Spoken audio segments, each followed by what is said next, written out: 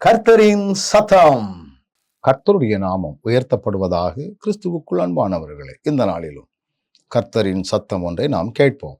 ஏசாயா 49:26 பின்பகுதி சொல்லுகிறது பாருங்கள். நான் உன் இரட்சகரும் உன் மீட்பருமாயிருக்கிறதை மாம்சமான யாவரும் அறிந்து கொள்வார்கள் என்று கர்த்தர் சொல்லுகிறார். நான் தான் உன் இரட்சகர் அப்படிங்கிறத மாம்சமான யாவரும், இந்த உலகத்தார் யாவரும் அறிந்து கொள்வார்களாம். ஏன்னா இந்த வசனத்தினுடைய ஆரம்பம் சொல்லுகிறது, உன்னை ஒடுக்கினவர்களுடைய மாம்சத்தை அவர்களுக்கே தின்ன கொடுப்பேன், மதுபானத்தால் வெறி கொள்வது போல தங்கள் இரத்தத்தினால் வெறி கொள்வார்கள். அதாவது உன்னை ஒடுக்கினவங்க நிறைய பேர் இருக்கிறாங்க. அந்த ஒடுக்கினவங்களை நான் ஒடுக்கக்கூடிய அளவில், அந்த மாம்சத்தை அவங்களே தின்னக்கூடிய அளவில் நான் செயல்படுவேன்.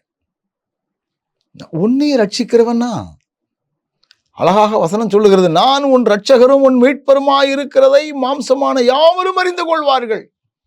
இவருக்கு ஏதோ ஒரு பின்புலம் இருக்குத, இவருக்கு ஏதோ ஒரு பேக்ரவுண்ட் இருக்குத, இவருக்கு யாரோ ஒருத்தர் பின்னால இருந்து ஏய்க்கிறாங்க, அதனாலதான் இவர் போல்டா இருக்கிறாரு, அதனாலதான் இவர் ஆரோக்கியமா இருக்கிறாரு, அதனாலதான் இவர் இவ்வளவு செல்வமா இருக்கிறாரு அப்படின்னு சொல்லக்கூடிய அளவில் உன் இரட்சகரும் உன் மீட்பருமாய் இருக்கிறதை பின்னால புரிஞ்சுக்கிடுவாங்க.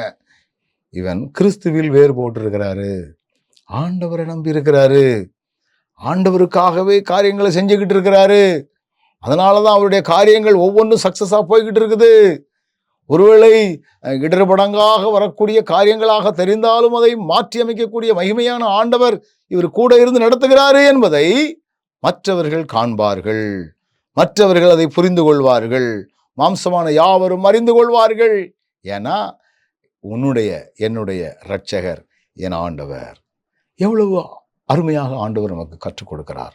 நல்ல ஆண்டவரே, நீர் எங்கள் இரட்சகராக மீட்பருமாய் இருக்கிறத உலகம் அறியக்கூடிய அளவில் ஒவ்வொரு காரியங்களின் மூலமாகவும் நீர் வெளிப்படுத்துகிற தன்மைகளுக்காய் உமக்கு நன்றி. நீர் நடத்தும் காத்துக்கொள்ளும் ஆசீர்வதியும் இயேசுவின் நாமத்தில் ஜெபிக்கிறோம் நல்ல பிதாவே, ஆமென்.